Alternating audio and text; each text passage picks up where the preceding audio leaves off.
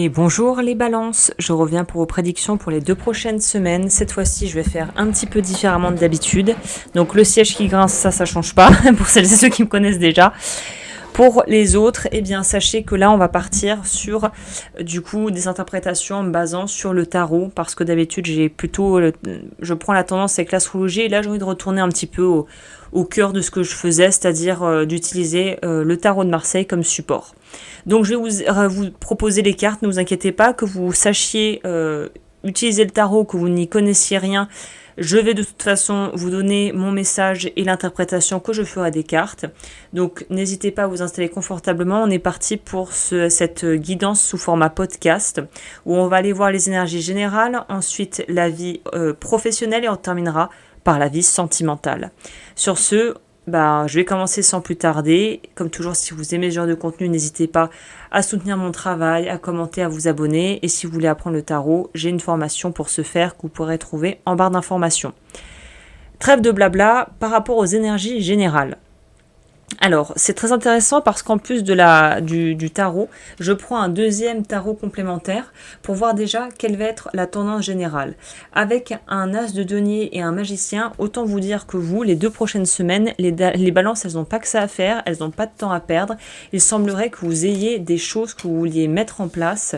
Je ne sais pas si c'est de redécorer un intérieur, de pouvoir financer un voyage, de pouvoir organiser un événement, de mettre en place peut-être vos fêtes de fin d'année si vous écoutez ce tirage au moment où je suis en train de le faire, si vous avez besoin en gros de, je sais pas, augmenter vos revenus, de vraiment essayer en fait d'upgrade comme disent les Américains.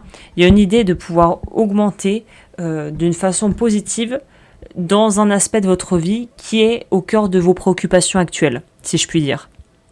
Pour les énergies générales, qu'est-ce qu'on va avoir ? Pour vous, dans les énergies générales, j'ai eu le pendu, le fou et le 7 de coupe. C'est-à-dire que vous, après une phase qui ont été un petit peu compliquée à gérer, j'ai l'impression, on a le sentiment que vous avez besoin de vous renouveler, vous avez besoin d'avancer vers autre chose. En gros, il y a la notion de déblocage après une période où, et c'est ça le paradoxe ici malgré tout, c'est que le pendu, ça représente cet arrêt, ce ressenti parfois d'être sous pression ou sous contrainte. Donc ça va vous pousser et vous inviter à voir les choses sous un nouvel angle généralement et à changer de perspective. Donc ça parle aussi d'une forme de lâcher prise par rapport à une situation qui semblait bloquée jusqu'alors. Le fou, ça va incarner l'énergie de renouveau, cette envie de se relancer ou de lancer tout court quelque chose. Et ça peut suggérer aussi une prise de risque qui est nécessaire, une prise de risque mesurée pour avoir en fait cette espèce d'effet rebond dont on peut aller vers l'avant, on peut avancer.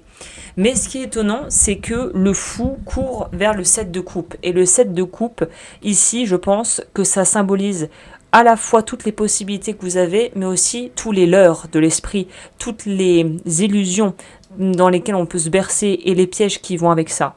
Donc là, il y a des choix à faire, c'est évident.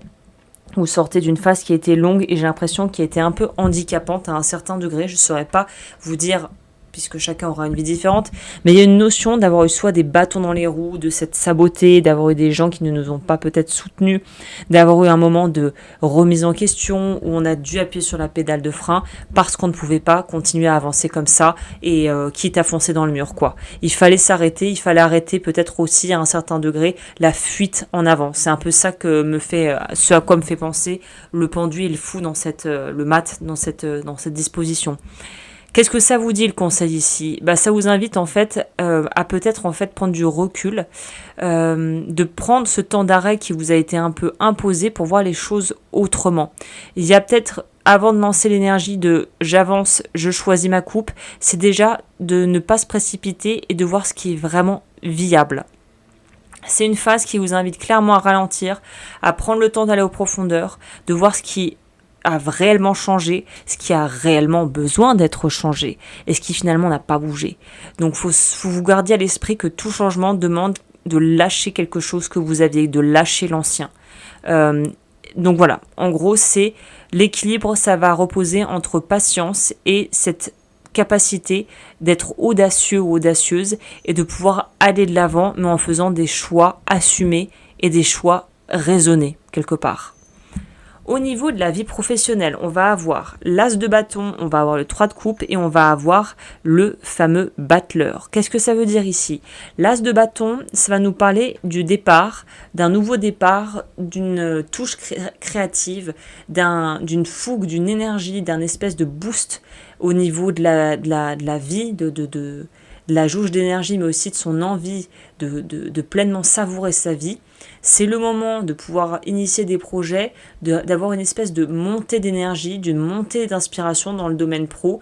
Le 3 de coupe va nous parler de l'aspect collaboratif, d'un soutien à ce niveau-là. Donc ça pourra nous parler de l'importance chez vous des relations pro pour pouvoir avoir des partenariats ou des résultats fructueux. Et le battleur, ça nous parle de cette capacité de prendre les choses en main et de pouvoir manifester notre talent, nos ressources et finalement de réaliser les objectifs et de pouvoir aussi relancer une dynamique et une mécanique après avoir peut-être douté de soi ou après avoir eu peut-être des moments un petit peu de doute, de moments de latence. Donc j'ai été interrompue, mais je repars là où je m'étais arrêtée, à savoir que cette notion de vraiment d'avoir un peu vous pourriez avoir un peu la baraka. La confiance en soi, on a peut-être pris un coup ces derniers temps. Là, on vous dit qu'avec l'as de bâton, il y a la possibilité de se renouveler. C'est le moment de pouvoir en fait accepter peut-être des propositions, de travailler avec des personnes qui partagent vos valeurs, des personnes qui assurent dans leur domaine. Et le battleur, ça vous rappelle que vous avez de toute façon les compétences pour y arriver. Là, le pire ennemi, c'est le doute. Donc, restez organisé, proactif. Et en gros, le conseil ici, c'est que vous êtes vraiment dans une période d'expansive au niveau pro. C'est pas le moment de se reposer sur les lauriers, d'être là en train de se demander si on va y arriver, s'il faut aller à droite, gauche, au milieu, centre. Là, il faut se laisser porter et en même temps, il faut quand même être dynamique avec le battleur. C'est ce qu'il vient nous rappeler. Il faut être actif, surtout pas passif. Et il faut quand même prendre les commandes pour pouvoir avancer. Et là, j'ai l'impression que c'est à vous peut-être d'incarner cette espèce de leadership que vous semblez inspirer, que vous semblez finalement irradier, on pourrait dire, durant les prochaines semaines. Au niveau de la vie sentimentale, qu'est-ce qu'on a? On a le valet de bâton, on a le 4 de denier et on a la reine de pentacle. Qu'est-ce que ça nous dit tout ça? Le valet de bâton, ça nous parle encore une fois d'énergie jeune, fougueuse, dynamique, explorée. Elle représente aussi peut-être une personne qui pourrait rentrer dans votre vie. Ou aussi, peut-être si vous avez des enfants, un ado qui pourrait un peu vous en faire voir de toutes les couleurs.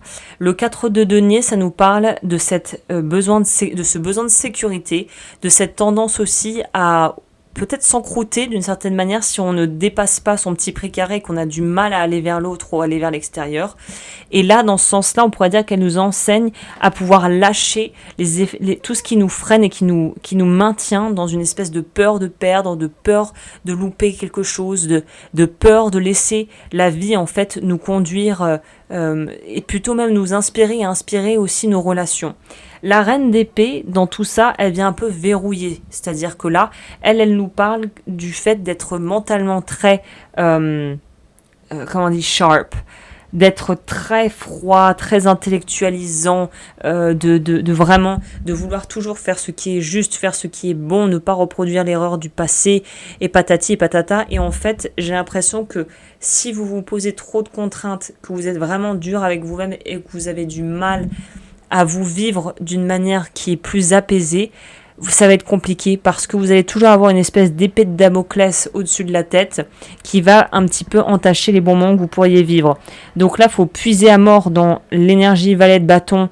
Viens, on essaye des choses et de toute façon, je sais que j'ai toujours de quoi me retourner et je retomberai sur mes pattes comme un chat plutôt que d'être dans cette énergie de reine d'épée qui va renforcer. Oh, mais attends, tu t'es déjà planté, pourquoi tu n'arriverais pas à te planter encore une fois? Donc là, sortir de sa zone de confort, laisser entrer la nouveauté dans votre vie, arriver à dépasser peut-être certains blocages liés à ces peurs de reproduire les mêmes schémas du passé et de pas se brider en fait, de se laisser vivre ce qu'on a à vivre. Et bien sûr, là, avec la reine d'épée, la notion, elle est très claire. Elle est oui, je veux m'accorder le meilleur, oui, j'ai le droit de recevoir un amour véritable et surtout sans compromis sur mes besoins fondamentaux. C'est ça qu'elle vous rappelle, cette reine. Elle c'est pas l'ennemi, mais elle est là pour vous rappeler, ok, mes besoins c'est ça et je vais pas déroger à ça, mais j'ai le droit aussi d'explorer d'autres choses et de répondre à d'autres besoins qui peut-être jusqu'à présent étaient dormants ou même pas vraiment connus en fait. Donc pour résumer, ce tirage, ça met en lumière une transition sur le plan créatif, sur le plan humain, sur le plan de votre boulot. Elle vous invite à vraiment clarifier vos priorités, saisir les opportunités, lâcher les vieilles peurs et partir sur des relations qui sont basées sur un respect mutuel et une envie de découvrir l'autre. Donc prenez le temps pour vous poser avec tout ça. Et puis moi je vous dis à très bientôt pour de nouvelles guidances. D'ici là, prenez bien soin de vous.